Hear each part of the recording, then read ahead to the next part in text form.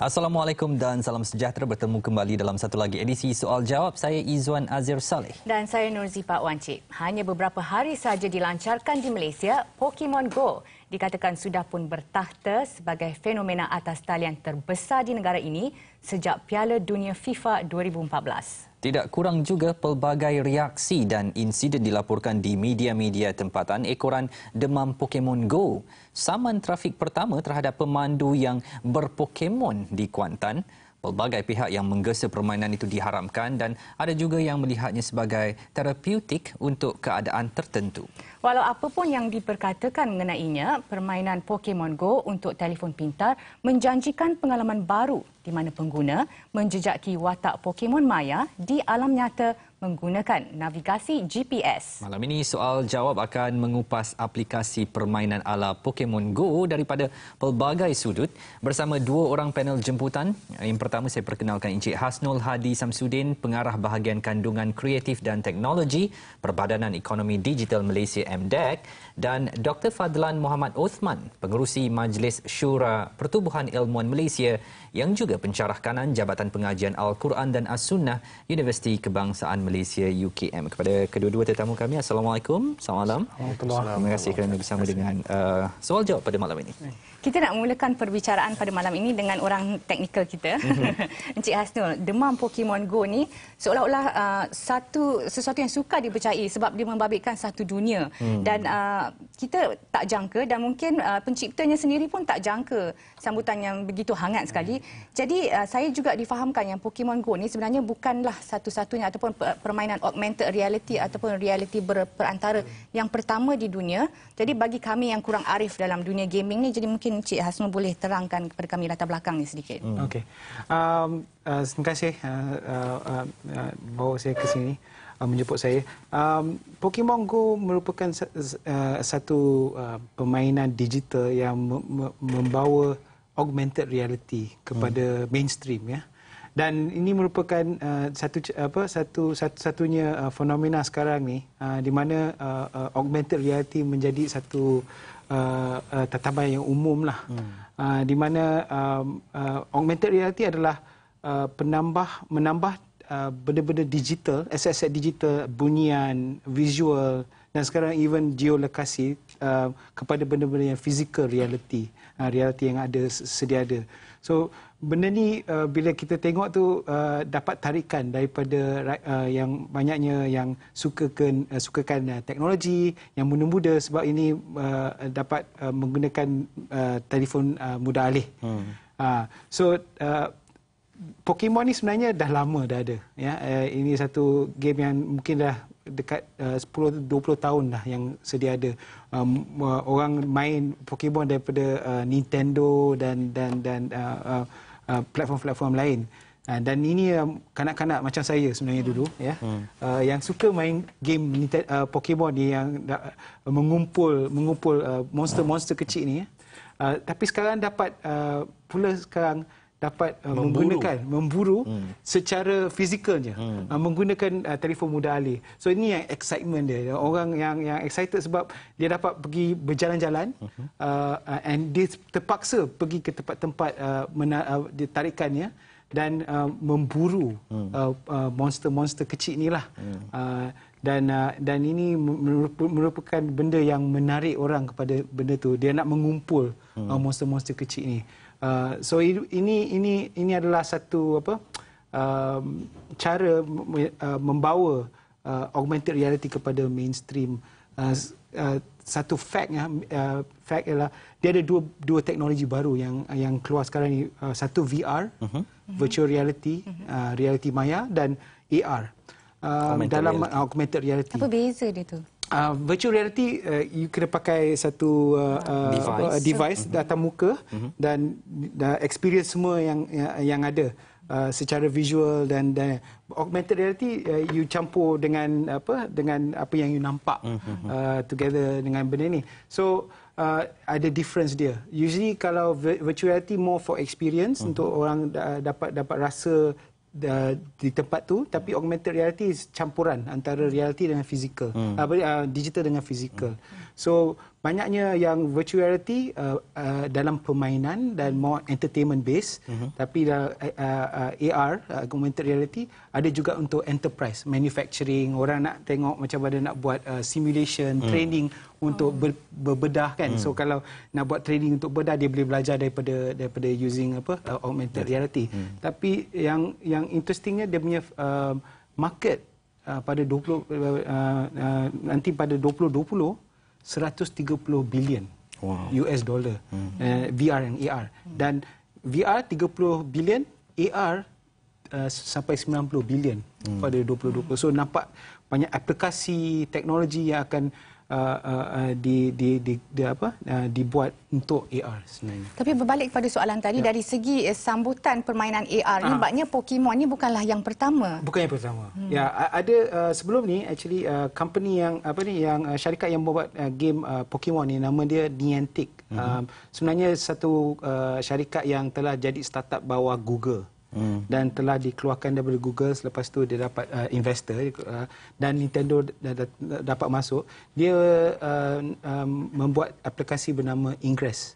Ingress adalah satu permainan sebelum ni yang menggunakan also augmented reality secara both AR dengan visual dan geolokasi.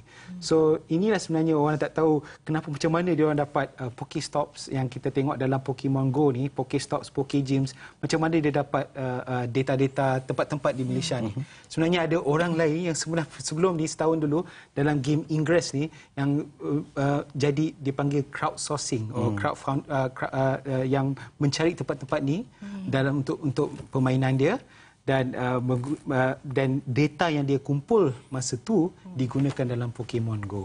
So inilah satunya daripada masa dulu Ingress tu mungkin tidak terlalu menjadi tumpuan ramai sebab Pokemon, dan Pokemon adalah satu nostalgia. Dia dapat sambutan yang begitu hangatlah. Baik. Okey. Kalau boleh ke Dr. Fadlan pula. Saya nak melihat dari sudut psikologi, dari sudut spiritual, dan saya nak dapatkan reaksi juga daripada doktor, kerana kebanyakan institusi agama hari ini memberikan komentar mereka tentang keberadaan permainan Pokemon Go ini. Bagaimana penilaian Ustaz, dan apakah doktor melihat keterujaan manusia dengan telefon pintar mereka atau gadget mereka ini dengan adanya Pokemon Go ini sesuatu yang sihat, ataupun sebenarnya ada sesuatu faktor lain yang perlu dikawal dan perlu diteliti sebelum terlalu teruja bermain dengan Pokemon Go? Okay. Bismillah, alhamdulillah, wassalatu wassalamu ala rasulillah, amma ba'd. Terima kasih kepada saudari Nurzi dan juga saudara Izwan. Juga kepada panel pertama iaitu Encik Hasnul. Saya sebenarnya dapat banyak maklumat tadi, kan, banyak maklumat, dan saya merasakan ini satu wacana yang cukup sihat, di mana sepatutnya kita bertemu antara satu sama lain dari bidang yang berbeza untuk mencari kata sepakat. Okay? Dan berbalik kepada soalan yang dilontarkan kepada saya cuba untuk melihat perkara ini ataupun fenomena ini dari sudut meletakkan beberapa asas. Okay, pertama ialah berkenaan dengan permainan. Okay, permainan kita dapati dalam sunnah Nabi SAW ada permainan-permainan yang diajarkan oleh Rasulullah SAW. Dan antara fungsi utama permainan ialah untuk meningkatkan minda, meningkatkan fizikal, dan juga untuk merehatkan spiritual. Okay? So dalam agama ni bukannya setiap masa 24 jam itu kita berada dalam satu ibadat yang khusus. Tetapi kita perlu ingat bahawa kita berada dalam satu ibadat yang umum. Okay, yang umum. Dan apabila kita ialah seawal bangkit di waktu subuh, kita solat. Okay? Kemudian kita akan melaksanakan pelbagai amalan-amalan, mencari rezeki dan sebagainya. Sehinggalah sampai ke solat yang seterusnya, sampailah ke solat maghrib dan isyak. Di situ sebenarnya jiwa kita ataupun badan kita agak stressful, kan, tertekan. Dan di sinilah datangnya fushah ataupun keluasan dalam Islam untuk memberikan sedikit ruang untuk orang yang Islam ini sendiri pun bermain. Okey. Dan sebenarnya banyak sangat hadis-hadis yang menceritakan perkara ini. Kan antara yang masyhur ialah bagaimana Rasulullah SAW lumba lari dengan Aisyah, dengan isterinya. Okay, bagaimana Umar bin Al-Khattab membenarkan permainan di masjid tapi yang berbentuk fizikal kan, dan beliau mengatakan liya'lamu anna fi dinina fushah, supaya mereka iaitu golongan yang bukan Islam mereka mengetahui bahawa dalam agama kita ada fushah, ada keluasan. Okey, baik. Dan kalau kita nak fokuskan pada Pokemon Go, saya takut salah sebut kan, Pokemon Go. Okey, sebenarnya persoalan yang lebih perlu kita tekankan ialah berkenaan dengan telefon pintar. Okay? Smartphone ni, kita boleh nyatakan bahawa smartphone ini ataupun telefon pintar merupakan satu alat macam juga kereta, macam juga televisyen, dan sebagainya, pisau sekalipun. Dan alat ini bergantung kepada kegunaan kita. Kalau kita gunakan dengan betul, hasilnya betul. Dan kalau kita gunakan dengan cara yang salah, hasilnya adalah keburukan dan juga mengundang dosa, okay? Dan apatah lagi dalam Islam mengundang menjurus kepada neraka. Okay? Jadi sebelum Pokemon Go ini pun dah ada dah benda-benda yang melalaikan, seperti Facebook kan, seperti WhatsApp. Okay? Jadi saya bila saya sempatlah sedikit mengambil masa untuk bertanya dengan rakan-rakan berkenaan dengan perkara ini pada umur sekarang ni 41 tahun kan. Jadi mungkin soalan orang akan tanya saya nanti kan, adakah Ustaz pemain juga? Saya masakan umur 41 tahun ni agak tak sesuai lah nak main benda ni, pasal kita banyak benda lain nak buat. Tapi saya tanya pada kawan-kawan yang pada umur yang sama, ada juga yang main. Okay, dan mereka mengatakan mereka dapat mengawal. Alhamdulillah kan, tak adalah yang insiden macam tadi kan. Okay. Jadi alhamdulillah mereka dapat mengawal. Cuma mereka mengatakan sebahagian besar akan menyebut bahawa kerisauannya ialah pada golongan agaknya yang muda sedikit kan, yang tak dapat nak kawal keadaan ataupun jiwa mereka bila main tu. Okay. Dan begitulah yang saya cuba nak tekankan di sini, bahawa sesuatu alat itu boleh saja digunakan dengan cara yang baik. Maka akan hasilkan yang baik. Ya, dan boleh saja digunakan dengan cara yang buruk. Ya, cuma mungkin lepasnya kita akan bincang dengan lebih lanjut berkenaan dengan institusi agama. Kan, secara umumnya saya boleh sebutkan di sini melihat kepada peringkat yang antarabangsa.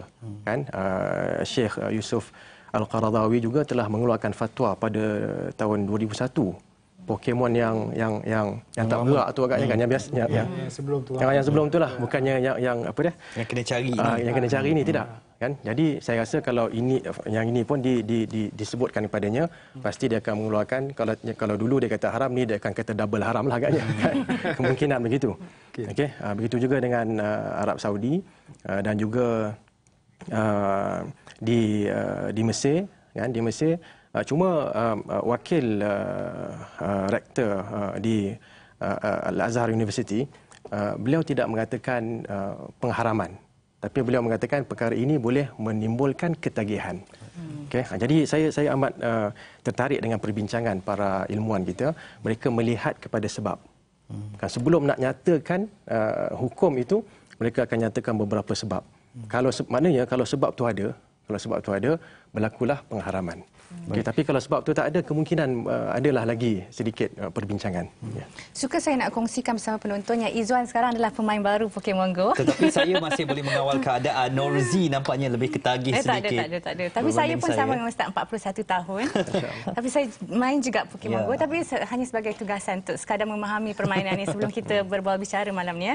Encik Hasnul, soalan seterusnya. Saya nak tahu, jika dilihat pada keseluruhan reka bentuk Pokemon Go ni, mekanisme permainan dan juga bentangan grafiknya biasa saja, normal saja, tak ada apa yang menarik, tak ada wow factor. Jadi sebenarnya selain daripada nostalgia, faktor nostalgia tadi, apakah sebenarnya tarikan yang ada pada Pokemon Go ni? Okey.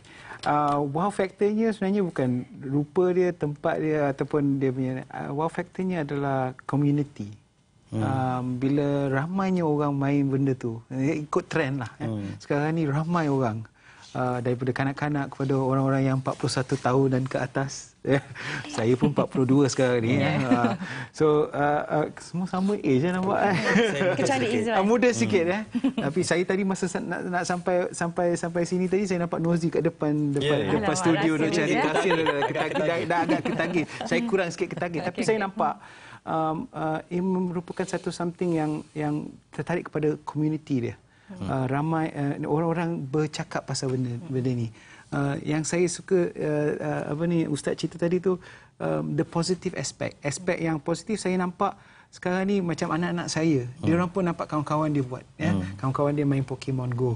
Dia orang sebenarnya tak tahu sangat pasal Pokemon sebenarnya, tapi dia orang sebab kawan-kawan dia orang buat. Terus sekarang ni saya pun sama-sama dengan dia orang.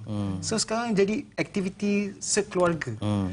So ini yang mungkin lagi, sebab mungkin dia orang nak ikut trend, dan sekarang saya pun nak kena ikut trend dia orang lah, sebab nak tahu apa yang dalam kepala dia orang, sebab kita nak tahu apa yang kita, anak-anak kita tahu dia orang punya future.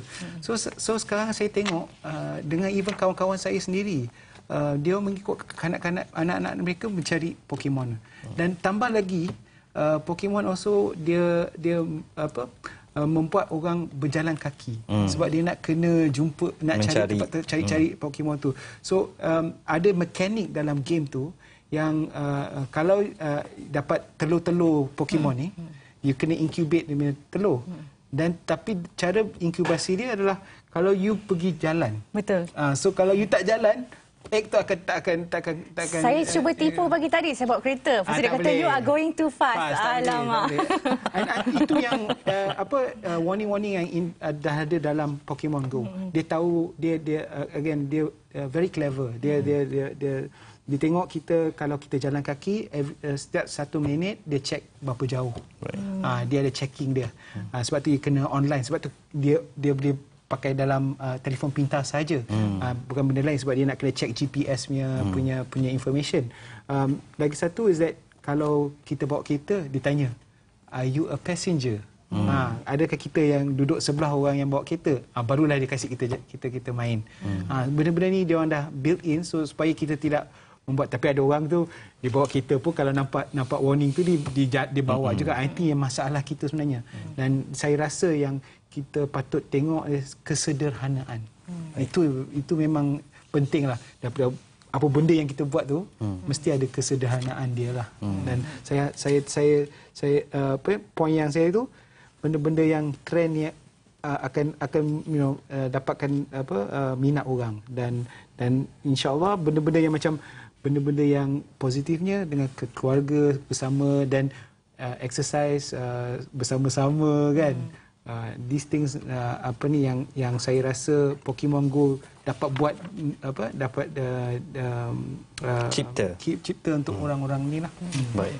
Kita nak berehat seketika dan kembali selepas ni kita nak mengetahui apakah Pokemon Go sejenis permainan yang biasa-biasa sahaja cuma disensasikan dalam satu trend yang melibatkan dunia, dan bagaimanakah dari pandangan Islam jika kita terlalu lalai dengan permainan Pokemon Go ini. Jangan ke mana-mana. Soal jawab kembali selepas ini.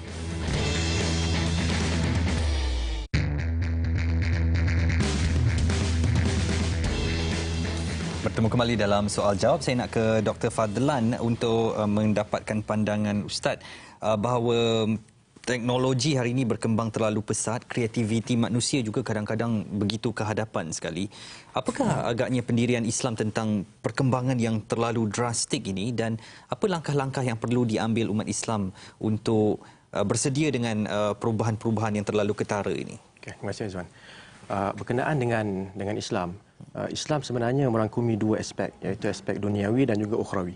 Okay? Dan yang pentingnya, bila kita berbicara tentang aspek ukhrawi, aspek akhirat, spiritual, kita kena pastikan apa yang kita buat adalah sentiasa di bawah Al-Quran dan juga petunjuk Al-Quran dan juga petunjuk sunnah Nabi SAW. Berbeza dengan aspek duniawi. Okay? Aspek duniawi, kita dapati ada satu kisah saya nak sebut secara ringkas kat sini. Nabi SAW lihat para sahabat sedang mengkahwinkan pokok kurma. Jadi Nabi mengatakan kalau tinggalkan agaknya lebih berhasil. Jadi mereka pun tinggalkan. Kan? Mungkin mereka beranggapan itu wahyu daripada Allah sampai kepada Rasulullah SAW. Namun selepas sekian lama kurma yang keluar itu adalah kurma yang kecil-kecil. Kan? Jadi bila disebutkan kembali kepada Nabi SAW, baginda mengatakan, antum a'lamu bi umuri dunyakum. Kamu semua lebih mengetahui tentang urusan dunia kalian. Okey. Dan sekiranya berkaitan dengan agama, maka kembalikan kepadaku, kembalikan kepada Rasulullah sallallahu alaihi wasallam. Jadi memang inovasi dalam dunia tak ada masalah, kan. Secara ini jawapan pertamalah, jangan potong sini jangan. Jawapan pertama ataupun langkah pertama. Okey, dalam dunia tak ada masalah, secara umumnya kita boleh bergerak. Tetapi perlu juga sebagai seorang muslim, sebagai umat Islam, kita kena jaga beberapa perkara. Okay, yang mana ulama Islam mereka meletakkan antaranya empat sudut yang penting untuk kita taujihkan ataupun kita arahkan inovasi dunia kita agar menepati akhirat kita. Okay? Iaitu pertama, perlu jaga akidah. Perlu jaga akidah.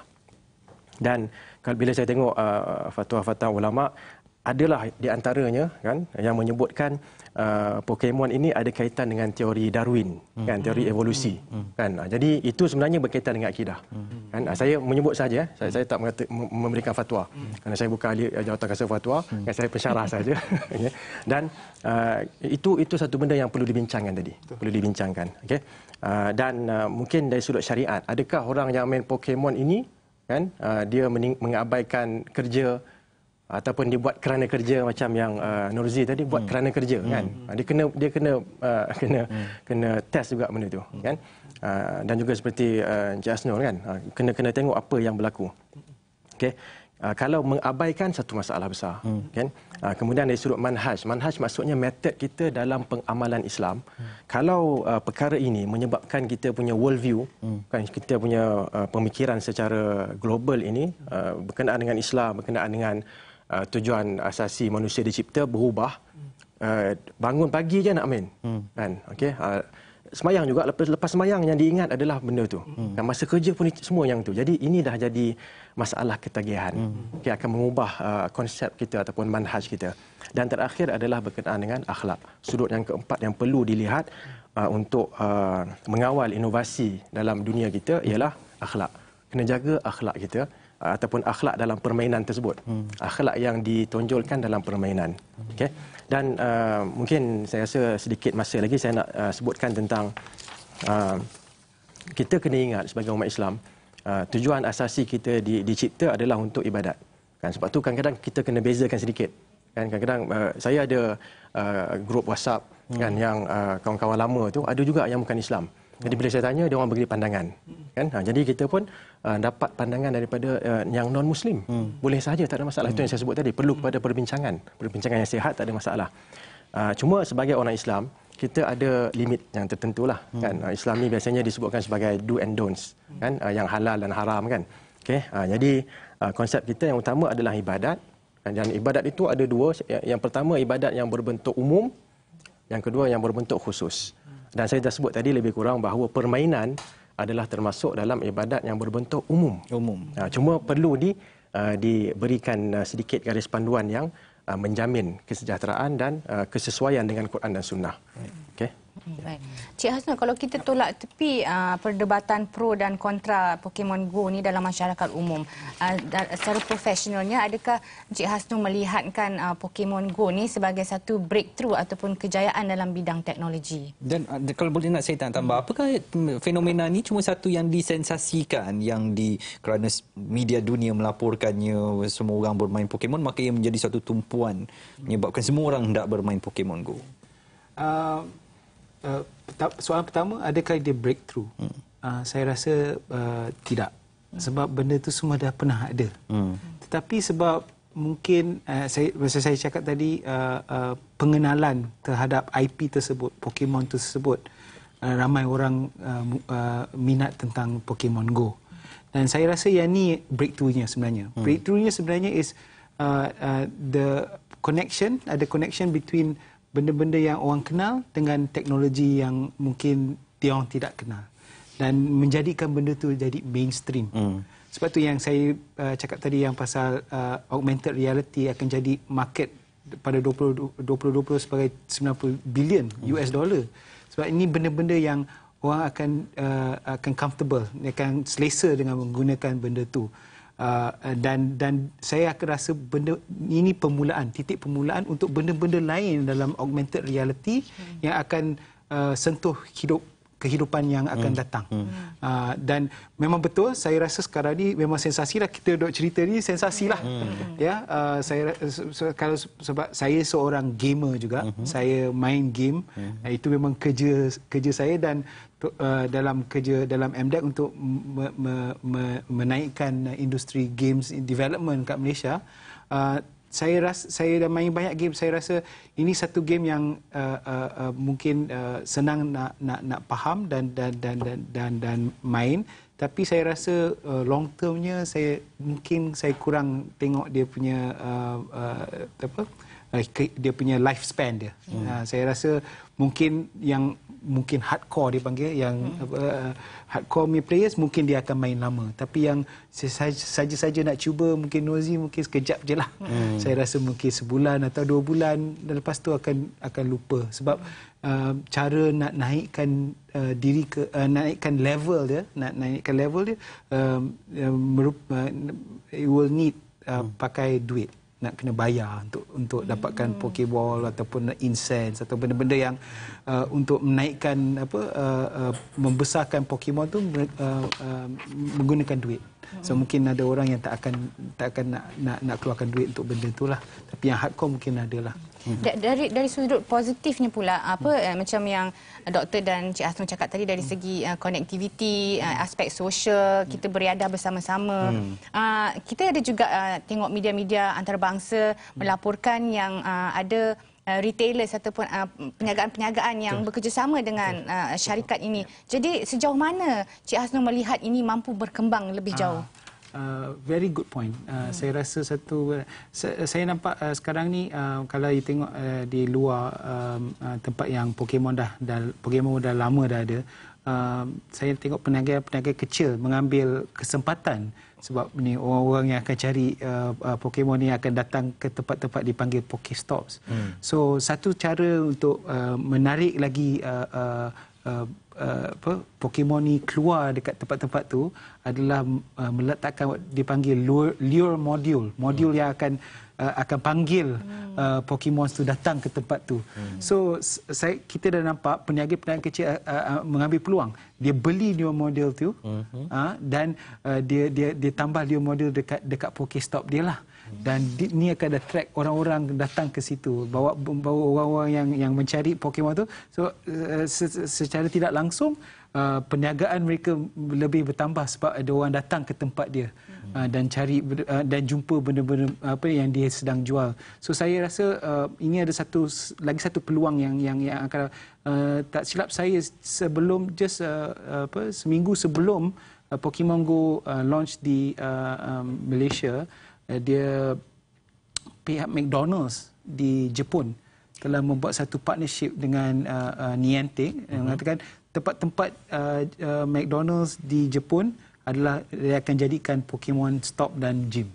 So ini akan again bawa peminat-peminat dan pengguna-pengguna Pokemon Go ke tempat tersebut. So sekarang ini saya ada juga cita-cita dengan syarikat-syarikat lain yang yang hendak buat benda yang sama lah. Maknanya ada minat lah. Ada. Okay. Jadi Pokestop ni kebiasaannya di tempat-tempat tumpuan orang ramai Yes, selalunya again macam saya cerita tadi, dia sebelum ni ada game yang Ingress tu. So selalunya orang akan duduk tempat-tempat yang ada orang ramai itulah. Baik. Dia akan duduk lama-lama tempat ini. Termasuk tempat orang-orang ramai berada itu adalah di dalam rumah-rumah ibadat, termasuk masjid. Jadi di situ juga wujud aktiviti memburu Pokemon ini. Bagaimana agaknya pandangan Dr. Fadlan apabila masuk ke masjid tu dengan membawa handphone dan mencari monster?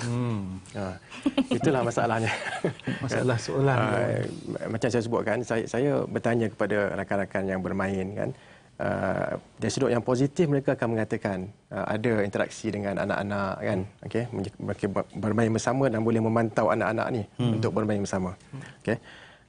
Cuma apa yang dipersoalkan tadi oleh saudara Izwan, ada kebenarannya, iaitu bila kita dengarlah juga kan di beberapa tempat, bila masjid-masjid ataupun mungkin bukan masjid, di tempat-tempat lain kan, tempat ibadat yang lain, kuil, gereja dan sebagainya, kalau diganggu kan, tempat yang sepatutnya kita menginginkan agar spiritual kita naik, kan, tiba-tiba ada orang ganggu. Kan, jadi itu satu benda yang dalam masyarakat majmuk khususnya di Malaysia ni harus diberikan perhatian. Harus sangat diberikan perhatian. Setidak-tidaknya kena ada perbincangan lah selepas ini, kan, untuk nak melihat macam mana apa yang sewajarnya dilakukan. Adakah nak dibenarkan langsung sebagai satu uslub dakwah, kan, ataupun nak dilarang langsung untuk menjaga kehormatan, kesucian tempat-tempat ibadat ini. Itu satu persoalan yang sepatutnya dibincangkanlah selepas ini oleh ilmuwan-ilmuwan agama khususnya. Okay. Namun saya tak tahu, saya nak sebutkan sedikit di sini berkenaan dengan positif dan negatif, kan. Kalau kita lihat dari sudut Islam, memang ada sahaja benda-benda yang ialah setiap satu benda tu sebenarnya ada positif, ada negatif. Kan, kalau kita sebut syaitan sekalipun, kan, dari sudut positifnya ada, kan, iaitu dia boleh nak memberi ujian kepada kita, kan. Siapa yang lulus ujian tu dia akan berjaya, kan. Tapi yang negatifnya ialah ramai yang tak lulus, kan. Jadi begitulah. Kiranya saya nak cuba bawakan bagaimana dalam surah Al-Baqarah ayat yang ke-219 berbicara tentang al-khamr wal maisir, dengan berbicara tentang arak dan juga judi, kan. Allah mengatakan wa ithmuhuma, Allah mengatakan qul fihima ithmun kabir wa manafi'u linnas. Katakanlah pada dua perkara itu, judi dan arak, ada dosa yang besar dan ada manfaat-manfaat yang banyak, bukan satu. Manfaat-manfaat untuk, tak sebut banyaklah, manfaat-manfaat untuk manusia. Tetapi Allah tekankan selepas itu wa ithmuhuma akbaru min naf'ihima. Ketahuilah bahawa dosanya, negatifnya lebih banyak daripada positif. Kan, jadi mungkin ini satu cabaran untuk apa dia panggil lah, pembuat game dia panggil apa? Niantic, Nintendo. Pencipta game di Malaysia ni. Game developer. Game developer, saya masukkan tu. Cabaran untuk mereka untuk membuat satu permainan, kan, yang menjaga, saya sebut 4 aspek tadi. Menjaga akidah, menjaga syariat, yang menjaga apa? Akhlak, dan sebelum tu menjaga metod kita dalam beragama. Saya kalau dapat buat yang ini, kan, itu rasanya kita boleh buat, kita akan minta juga ustaz-ustaz promotekan benda tu. Dia akan jadi satu pergerakan cukup masif yang tersebar dan berterusan. Saya rasa itu sebagai satu cabaran untuk kita. Baik. Saya nak tanya juga soalan lanjutan kepada Dr. Fadlan. Ni kita nak bercakap mengenai fatwa. Jadi seringkali apabila masyarakat kita ni berdepan dengan sesuatu cabaran ataupun kebimbangan, dalam kes ni macam ketaksuban terhadap Pokemon Go ni, kita melihat kecenderungan untuk menggunakan Islam itu sendiri sebagai defense mechanism. Sama ada orang yang mengeluarkan fatwa tu pun ataupun orang yang meminta fatwa dikeluarkan tu. Jadi seolah-olah menggambarkan yang sebenarnya Islam itu sendiri tidak mengajar seseorang individu itu atas tanggungjawab membuat pilihan ataupun menilai pilihan yang baik dan buruk untuk dirinya sendiri. Jadi mohon penilaian daripada doktor. Okay. Fatwa adalah satu perkara yang cukup penting dalam Islam. Dan alhamdulillah di Malaysia kita ada INHAD, kalau tak silap saya, Institut Kajuan Fatwa. Okay. Dan alhamdulillah kita setiap negeri di Malaysia pun ada mufti masing-masing dan jawatan kuasa fatwa masing-masing. Jadi maksudnya kerja tu satu kerja yang insya-Allah boleh dibuat dengan sistematik. Okay. Dan sebenarnya dalam Islam kita dididik untuk mencari ilmu. Kan, dan ilmu yang kita diminta bahkan diarahkan untuk mencari dalam firman Allah Subhanahu Wa Taala, yang pertama iqra, kan, baca. Okay. Bukan sahaja pada perkara yang positif, juga kepada perkara yang negatif. Okay. Saya nak bawa satu hadis di mana Hudzaifah ibn Yaman, sahibu sirri Rasulillah, kan, pemegang kita panggil setiausaha sulit kepada Rasulullah sallallahu alaihi wasallam. Beliau mengatakan, orang ramai dahulu bertanya Nabi tentang kebaikan, tapi saya bila jumpa Nabi saya tanya tentang asyar, tentang keburukan. Kenapa? Kita nak tahu kenapa orang tanya benda baik, dia tanya benda buruk, kan? Dia kata makhafata an yudrikani. Takut benda buruk itu berlaku depan saya. Jadi dia tahu ini okey, ini tak okey, ini okey, ini tak okey. Okey. Dan sebenarnya ini yang perlu kita letakkan dalam jiwa setiap seorang daripada kita sebagai ibu bapa, dan juga kita kena letakkan pada anak-anak kita. Kita tak tahu kalau kita larang dekat rumah pun, kalau dia keluar, dia akan buat juga, kan? Jadi kita kena letakkan larang ini kenapa? Tak boleh kenapa? kan. Dan saya kadang-kadang mungkin dalam ceramah-ceramah saya akan sebutkan bahawa kalau nak tengok TV dengan anak-anak tengok televisyen, nak tengok kartun khususnya, tengok sekali. Jadi ada yang pelik kan, Ustaz, takkan kita nak tengok kartun? Kan? Saya kata tak, kena tengok. Pasal apa? Dalam kartun ni kan ada macam-macam yang tak betul.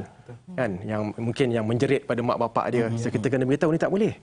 Jadi itu sebenarnya satu perkara yang perlu untuk kita tekankan di sini. Kita kena didik diri kita, keluarga kita, masyarakat kita untuk memahami apa yang betul, apa yang salah. Dan antara caranya ialah yang seperti yang disebutkan tadi oleh saudari Norzi, fas'alu ahla dzikri. Tanya kepada mereka yang mengetahui. Dan yang mengetahui di sini secara umumnya adalah golongan mufti. Dan saya bila mufti wilayah khususnya kan, bila mengeluarkan kenyataan yang tak sebut pun haram, beliau mengatakan fatwa yang dikemukakan ada asasnya. Dan perlu dijauhkan permainan Pokemon Go dan Pokemon itu sendiri jika permainan ini membawa kepada mudarat. Beliau tak sebut pun haram, tapi tiba-tiba mungkin disensasikan, berubah menjadi haram, dan masalahnya ada orang yang mencerca beliau. Jadi saya rasa itu tidak kena dengan macam tadi akhlak kan. So janganlah kalau kita pun nak fanatik, kalau nak fanatik pada permainan, jangan sampai kita maki hamun ulama kita kan. Okey. Okey, kita nak berehat seketika dan anda pun tahu bahawa Pokemon Go ini melibatkan kawalan navigasi GPS. Jadi apakah itu boleh memberi mudarat termasuk kepada keselamatan kita? Jangan ke mana-mana, soal jawab kembali selepas ini. Bertemu kembali dalam soal jawab. Pada malam ini kita ada topik yang cukup istimewa bagi peminat-peminat Pokemon Go. Seperti Norzi. Saya buat kerja je, Zuan. Okay. Baik, saya nak kepada Cik Hasnul. Yang dikatakan bahawa Pokemon Go ini memang melibatkan teknologi geolokasi atau GPS. Bagaimana sebenarnya ia boleh membahayakan kepada pengguna itu sendiri? Terdapat banyak cerita-cerita dan situasi yang pernah berlaku sebelum ni. Malaysia baru mula di Malaysia ya. Baru dilancarkan. Saya nampak pernah dengar cerita yang ada orang yang main Pokemon Go dan jumpa mayat. Ada orang yang macam perniagaan kecil juga mengambil peluang yang orang jahat membuat liur dan dia panggil orang datang ke situ dan dia ambil duit dan merompak dia orang. So ini ada benda-benda yang kita kena selalu prihatin lah di antara bila benda-benda yang geolokasi. Lagi satu adalah also security. Bila orang kata tempat-tempat yang tu mungkin macam badan-badan kerajaan menjadi tempat Pokestop, Pokegym, ramai orang akan datang dan ini also membawa kepada mungkin masalah. Tapi saya paralel dia adalah macam benda ini sama juga dengan Facebook dan also Twitter. Benda tu ada elemen-elemen geolokasi juga. So saya rasa yang pentingnya dan sebenarnya selalunya telah ditulis dalam aplikasi-aplikasi ini adalah kesedaran yang tentang privacy, security. Pernah also ditanya, Norzi pernah tanya, macam mana kalau orang tak nak pergi tempat tu? Mungkin macam selalu sangat orang datang ke masjid tu dan kita nak jaga masjid tu. Boleh diminta dengan Niantic dekat website-nya, tolong kecualikan tempat tu. So boleh dibuat semua benda ni. So bukan tak ada cara dia. So kita nak kena make sure yang benda-benda ni orang sedarlah yang bahaya. Macam tadi saya jumpa kawan saya kat sebelum jumpa ni, dia cerita dia nampak orang di luar rumah duduk berkeliaran, dia telefon polis. Lepas tu polis datang, dia kata dah ramai orang dah telefon ni sebab ada orang semua dah duk cari Pokemon Go. So again, saya rasa banyaknya sekarang ni is phenomenon dan sensasi saja. Dan saya rasa dalam lama benda ni akan hilang jugalah. Tapi benda baru dan selalu benda yang kita tak tahu. Sekarang ni kita akan belajar benda-benda tu dan tengok daripada benda-benda ni apakah sifat-sifat positif yang akan boleh kita. Tadi saya juga jumpa kawan ustaz tadi, dia tunjuk satu aplikasi yang dia buat, geolokasi juga, tapi untuk menolong bandar-bandar untuk mendapatkan komplain Ni tempat ni ada kerosakan, tempat sini ada perompak. So dapat report real time. So orang akan dapat duit macam Pokemon Go juga. Crowdsource the information. Orang akan dapatkan informasi sama-sama dan dari situ semua orang boleh share the information. Okey, saya nak tanya secara khusus. Kita dengar macam-macam teori dari segi keselamatan dengan menggunakan feature geolokasi ni. Sejauh mana kewajaran teori-teori yang menganggap benda ini boleh menggugat keselamatan negara? Dia kata Yahudi boleh tahu lokasi mana dan sebagainya. Saya nak tahu dari aspek teknikal untuk layman, adakah ini benar wajar teori-teori yang dikemukakan ini? Sedangkan Niantic tu syarikat Jepun ya? No. Sama ada Facebook ke Niantic ke? Amerika. Soalan ni memang soalan yang selalu diperkatakan. Even kalau you pakai Waze pun adalah satu teknologi daripada Israel sebenarnya. Dan di crowdsource. So maknanya dia akan tahu mana you ada pada semua. Tapi banyaknya aplikasi sekarang ni ada banyak legal dokumentasi legal yang mengatakan kita tak menggunakan data-data tersebut untuk benda-benda yang ni. Saya rasa kalau setakat teori konspirasi mungkin betul. Kalau mungkin benda tu jadi, tapi saya rasa in terms of legality dia punya ni, benda tu dah memang tetap termaktub. Dia kata dia tak akan buat benda-benda tu. So kalau ada kita dapat tahu, kita boleh ambil tindakan legal kepada syarikat-syarikat inilah. Maknanya boleh berlaku. Boleh berlaku. Tapi semua yang mengenai sekarang ni dengan setiap telefon pintar yang ada, dia ada cell number kita, dia ada di kita punya GPS coordinates. Siapa-siapa yang ada akses kepada informasi ni boleh buat apa yang dia nak buat. So sekarang ni apa yang kita sedar dan peka untuk menentukan privacy tu ada pada kita lah. So kalau macam dalam iPhone, Android, semua privacy you boleh tutup kalau you tak nak orang tahu. Facebook boleh tutup lokasi you dapat semua itu. Dr. Fadlan, dengan apa yang diperkatakan oleh Encik Hasnul ni bahawa kemungkinan data-data kita boleh diketahui dan dalam sifat menasihat majlis-majlis agama, mufti dan sebagainya.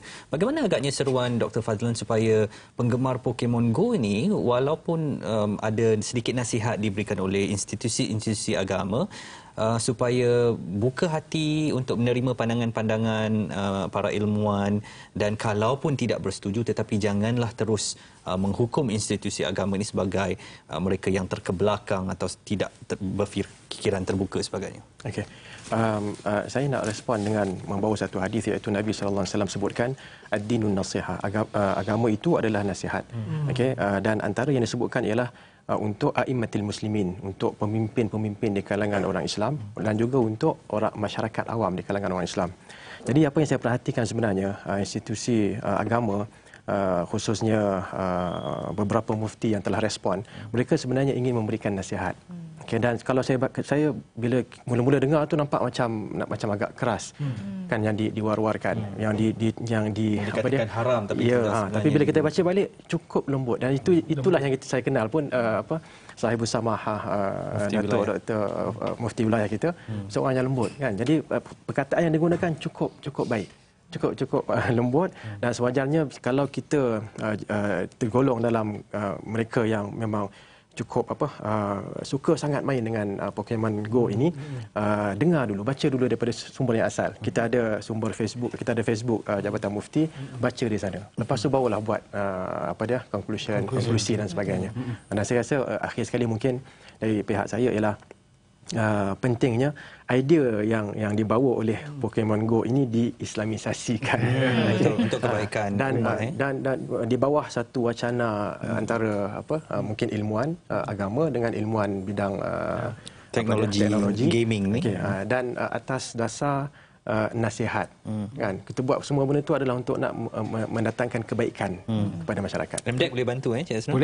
Boleh. Ada banyak pertolongan daripada pihak MDEC. dalam memberi teknologi, memberi dana dan also marketing, this kind of things. Benda ini semua ada dari pihak MDEC. Sebenarnya banyaknya sekarang kalau animasi yang kita tolong banyak animasi macam projek bobo-bobo, tapi sekarang kita tengok syarikat-syarikat animasi pun kita dah mula membuat konten-konten yang bersifat Islamik. Betul. Macam Umi. Ni pun kita nak encourage sekarang lah daripada ni sebab sebenarnya konten tu berkurangan dan ini satu pasaran peluang yang boleh ditembusi. Ya, betul. Macam Ustaz kata betul lah. At the end of the day kita teknologi semua ada, sifat gaming tu pun ada. So macam mana kita nak dipanggil gamification, benda-benda yang mungkin kalau orang lain tengok, especially benda-benda ilmu-ilmu Islam ni mungkin boring dikatakan. Macam mana kita nak gamification kan so that orang minat, interested, and then mungkin dia orang akan tengok benda tu sebagai satu mainan in that sense of the word, tapi benda yang dia orang nak dekatkan manfaat. Dari segi pulangan dia, income dia untuk seorang game developer macam mana? Cik Hasto, mungkin seperti satu apa, yang menarik. Apa yang sedang diperolehi oleh Niantic ketika Pokemon Go ini? Macam mana ini boleh dijadikan? Saya rasa Niantic tu kira dia panggil unicorn lah, benda yang fenomenal lah. So sekarang saya dengar dalam tiap-tiap hari dia boleh buat dalam 20 juta US dollar sebenarnya. Sedangkan permainan itu percuma. Permainan percuma, tapi benda-benda yang mungkin untuk menangkap dan memburu monster tu menggunakan duit. So nak dapatkan Pokeball lebih ke, nak makan dia panggil incense tu, dia punya bau-bauan untuk untuk menarik monster tu menggunakan duit. So Nozi pun saya rasa dia dah habis kat $10 kot. Saya takut ni, saya dah pasang incense kat rumah saya, lepas ni orang duduk kat depan rumah saya. Itu bahaya tu, bahaya. Tapi tu again, itulah saya nak tengok apakah impact dia kepada sosial lepas ni. Kalau saya lebih nak melihat sehingga bila Pokemon Go ini akan menjadi mungkin panggil balik soal jawab lepas sebulan ke 2 bulan kita tengok, kita cerita lagi pasal benda dia. Tengok kalau fenomena tu masih ada. Akhir sekali, perlukah ada aspek kawal selia terhadap permainan ini, iaitu mungkin menyekat setengah aspek aplikasi ini, mungkin dari aspek geolokasi dihadkan untuk kawasan tertentu ke. Jadi dan bagaimana pula kesannya kalau kita buat penghadan itu, adakah akan mencacatkan aplikasi permainan itu? Saya rasa dia ada cara-cara teknologi untuk mengawal selia kalau tempat tu tempat yang security tinggi. Memang dah ada. Dia bukan require saja GPS, dia also require phone internet punya connection. So tempat macam sekarang ni saya tak boleh pakai phone line kat sini sebab mungkin tempat ni tak boleh digunakan. So itu semua dah ada. Yang pentingnya kawal selia bukan daripada pihak kerajaan tetapi pihak diri sendiri, individu. Dan macam Ustaz kata, ada yang anak-anak yang tengok sekarang ni. Sebab benda ni menarik kepada kanak-kanak. Tapi saya rasa ada banyak bahayanya kalau kita tak kawal selia. Tengok macam kadang-kadang dia orang nak kena pergi jalan-jalan dekat tempat-tempat yang mungkin tak mungkin bahaya. So kita nak kena ikut sekali. So benda-benda tu kita kena fikir. Dan Dr. Fadlan, ringkas saja sebelum kita mengakhiri pertemuan kita, sedikit nasihat kepada pengguna maupun kepada ibu bapa dalam memastikan permainan Pokemon Go ini dinikmati, tetapi juga unsur-unsur ataupun faktor lain yang lebih perlu diutamakan itu juga dijaga. Okey, untuk yang bermain, saya nasihatkan supaya jangan terlalu taksub. Itu je yang paling penting sekali. Jangan terlalu fanatik dengan perkara itu sampai sanggup jatuh dalam sungai dan sebagainya. Dan ada banyak video kan. Dan satu lagi untuk ibu bapa, saya menganggap berdasarkan banyak dalil-dalil yang menunjukkan bagaimana seseorang anak itu lahir dalam keadaan fitrah, kemudian ibu bapanya lah yang akan mencorakkannya. Jadi ibu bapa punya tanggungjawab cukup besar. Kita kena tahu sebagai ibu bapa, kena tahu apa yang dibuat oleh anak kita dan kena selia dengan baik. Jadi ibu bapa jangan lebih-lebih main. Nanti anak akan menurut, tak boleh marah ya. Akhir kata, Izzuan, kawalah diri anda. Baik, kita dah sampai ke penghujung pertemuan pada soal jawab minggu ini. Nak mengucapkan terima kasih kepada kedua-dua tetamu kita, Encik Hasnul Hadi Samsudin, Pengarah Bahagian Kandungan Kreatif dan Teknologi di MDEC, serta Dr. Fadlan Muhammad Othman dari Universiti Kebangsaan Malaysia, Pensyarah Kanan Jabatan Al-Quran dan As-Sunnah. Anda suka atau apakah nama monster-monster yang ada ingat? Tahu. Dan harapan saya cuma sekurang-kurangnya mungkin penonton terhibur malam ini dengan soal jawab. Dan mendapat sedikit input yang berguna dalam kita nak bergembira dengan permainan Pokemon Go ini, tapi pastikan aspek-aspek keselamatan dan juga akhlak serta akidah ataupun ialah pergaulan anak-anak kita itu dapat dikawal. Ya. Dan sehingga berjumpa lagi minggu depan, saya Nur Zifat Wancik. Saya Izzuan Azir Saleh. Terima kasih atas perhatian anda. Salam hormat. Assalamualaikum.